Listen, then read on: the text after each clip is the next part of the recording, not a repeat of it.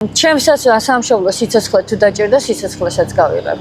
მე თუ ამერიკისთვის გავიღებ სიცოცხლეს და დავიფიცე რომ როცა დაჭირდება ამერიკას გავიღებ, საქართველოს ჩემ გულში ყოველთვის პირველი იქნება. აი მოდი ეს კარგად ახსნათ, იმიტომ რომ მე არ მინდა რომ შენ მიმართ რამე კრიტიკა წამოვიდეს, რომ არ თქვა რომ აი ამერიკას ემსახურება და მაშინ სადღა არის ასე ვთქვათ მისი პატრიოტიზმი, უკვე რა შესაქმე. აი ეს აგვიხსენი. ცოტა black and white არ არის, მარტო თეთრი და შავი არ არის, ისე რომ იცი რა. ძალიან უფრო მეტად სერიოზული საკითხია იმ მხრივ, რომ რაოდენ ძალიანაც არ უნდა მიყვარდეს საქართველო და ძალიან მიყვარს საქართველო. ყოველთვის ქართველი ვიქნები. ლეგალურად ამერიკელი გავხდი, ხო? მართალია, საბუთებით ამერიკელი ვარ, მაგრამ ყოველთვის ქართველი ვიქნები და იცი რა, ამერიკელებისთვისაც ქართველი ვიქნები.